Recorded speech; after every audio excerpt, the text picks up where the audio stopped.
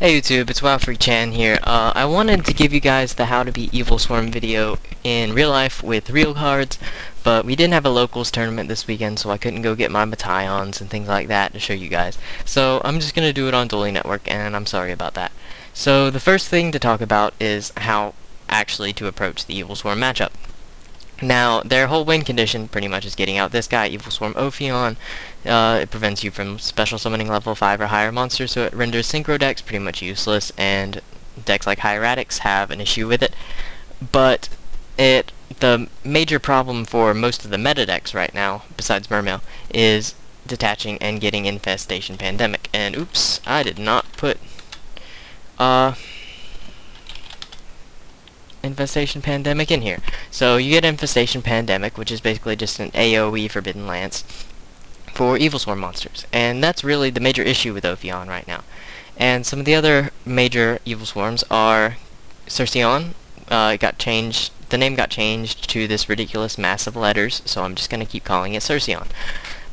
It remains to be seen if this will come out in Lord of the Tachyon Galaxy as an OCG import, or if it'll come out later. Hopefully later, because I won't have to deal with it at regionals. It basically lets you banish an Evilswarm monster and add an Evilswarm monster to your hand, then you can normal summon an extra Evilswarm monster, so it's ridiculous. Mandragora, and it's basically a Cyber Dragon, and you can basically just special summon it with all your other monsters and just start XYZing into what you need. Caster is basically just an extra normal summon, and this is just the guy they get out with the rabbit and stuff like that. So another one you need to watch out for is Bahamut, something I had not originally looked into. But you discard an Evilswarm monster and you can take control of one of your opponent's monsters, so it basically just sets up OTK plays, and it's ridiculous, and you need to make sure you don't float any extra beaters. So how to actually beat Evilswarm is get through their pushes. You have to get over their Ophion, because basically their whole win condition is to use things like Forbidden Dress. I didn't put this on here either, I don't know why I didn't do that. They use Dress, Safe Zone, and Pandemic to keep it alive. Now, if you get over it, you've pretty much done your job. And you need to be able to have enough resources to be able to get over their next one, because Cerceon is a ridiculous top deck late game. They can basically normal summon copious amounts of monsters and XYZ into multiple things. So, really, you need to get through their push, kill their Ophion, and kill them quick. That's how you beat Evilswarm most of the time. So, siding for Evilswarm and maining for Evilswarm, I'm going to combine the two as I see fit. Fiendish Chain, it's not something I would side in against Evilswarm. And it's not really something I would side out against Evilswarm either. So it's kind of in the middle, because it'll stop Ophion. They can attack through it with Pandemic and whatever else, but it's going to reapply itself at the end phase. So it does help, and it stops their Bahamut. You can use their Bahamut when they pay their cost and make them take an extra minus. Not that it really matters with this deck, but so Chain is worthwhile to keep in your main deck.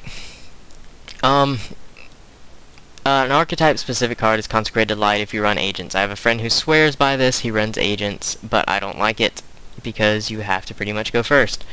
Basically lets them not be able to normal or special summon dark monsters or attack with them and stuff like that. It's ridiculous. It can't be destroyed by battle with the dark monster, and you take no battle damage from that battle. So it's pretty ridiculous. It's actually pretty good. Even outside of Agents, it's pretty good. But I wouldn't side it in, personally. It's just too easy to get around, in my opinion. Okay. So, other cards you can side in. One card that people hype up that I really don't like is Shadow Imprisoning Mirror. I think it's useless against this deck. It really is just a slower Fiendish Chain. Fiendish Chain can stop Cerceon too. And Shadow Imprisoning Mirror really does nothing against other meta decks. It does something against Dark World, but you have Dimensional Fissures for that. And you don't need slots for this. You have too many bigger issues to allocate slots in your side deck for this. Cards I think are good. Mataion the Time Lord. It's basically just a mass Neospatian Grand Mole. And it's awesome against Evilswarm because you can bounce multiple Ophion's Bahamuts, whatever you want to do. And Grand Mole is good too. It's a reusable small Mataion.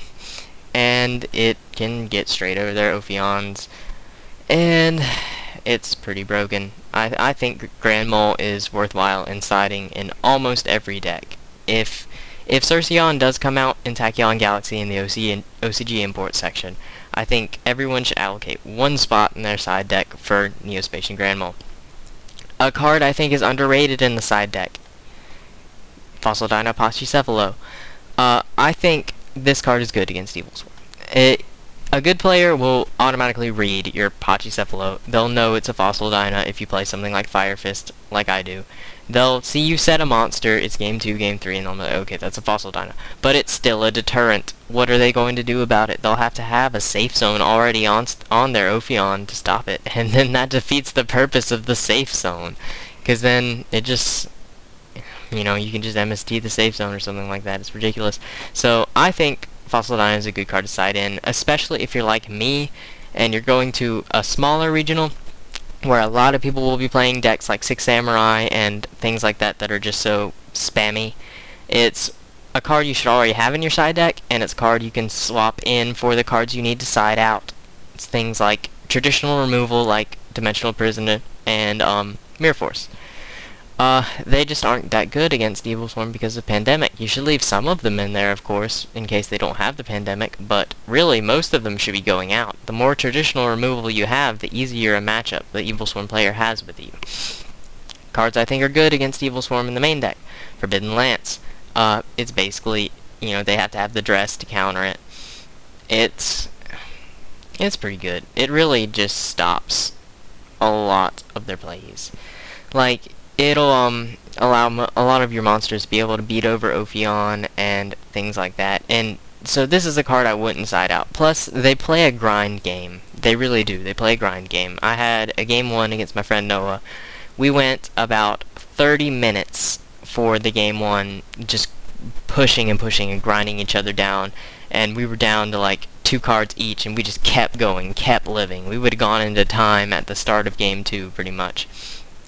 But Lance really does help, and if you're already siding this by chance against Fire Fist or something like that, or you already have it mained, it's worth having in the main deck against Evilswarm, in my opinion. Archetype specific agents can make Dark Mist, and I think Frognark might be able to make it at some points. And it basically serves as a Gale the Whirlwind, which if you play a Synchro deck, Gale the Whirlwind is pretty good because it knocks the Evilswarm Ophion down to a really easy to get over attack. And since this is their win condition, you just kill the Ophion then. If you play Fire Fist, like me, your Bear and your Tensons will be your best friends. You need to main Tensons, like it's not an option. Your Bear, if they don't have Dress and they don't have Safe Zone, which a lot of the time they will have Dress and Safe Zone, but your Bear will just obliterate their Ophion, just pop it. And if they do have it, you can use Tenzin, which they'd have to have a Dress just to counter it, just to make you lose the attack points to keep their Ophion alive. And Safe Zone does nothing against it, Pandemic does nothing against it. And if you play Fire Fist, your Werewolf can attack over Heliotrope, which is a good plus for the deck, because sometimes they'll just tank on a Heliotrope until they can draw into something relevant like a Cerceon or a Caster. And you just have the 50 points over it to be able to swing right over it. So let's see, what else haven't I covered? Watch out for the Pandemic with your spells and traps, because sometimes they run 3, so they'll open it sometimes. And your first turn bottomless trap hole that you set might be useless against a Cerceon or a Heliotrope or something like that. And Dress and Safe Zone can mess up your plays really badly. Like you always have to expect the worst and expect they have the Dress or the Safe Zone. But the good news is, once you get through their Ophion, kill them fast, and you're good. Gain quick advantage, and you're good. Be able to counter, the goal is to be able to counter 2 Ophion or Bahamut plays in a game. And something worth note is having high attack monsters helps you out, because there's not really much they can do about that.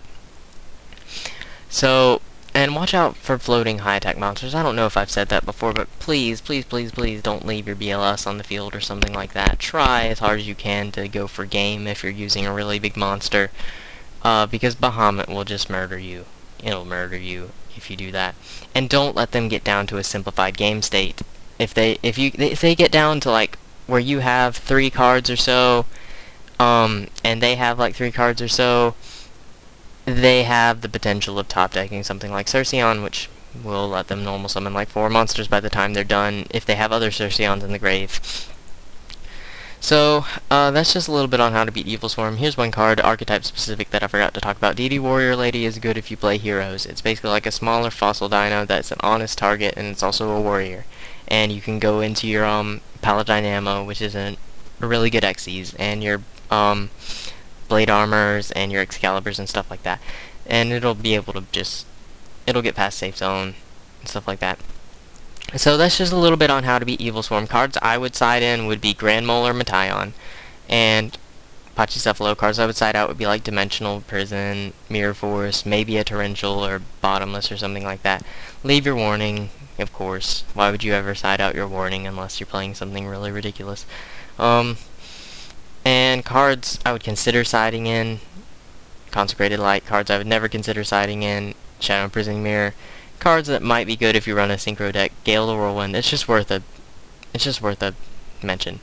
And if you play a deck that can use it, Dark Mist. I just made it disappear. Is worth putting in. So kill the Ophion. Make sure you can survive a Bahamut play, and kill them fast once you get through the Ophion. And that's how to beat Evilswarm. Make sure you main your Tensin if you're a Fire Fist player, because it's becoming apparent that Tensin is the bomb right now. So, I'll talk to you guys later, and, maybe I'll do another how to beat episode later, once I play against Prophecy and stuff like that. So, subscribe if you want to. This is WildFreakChan, signing out.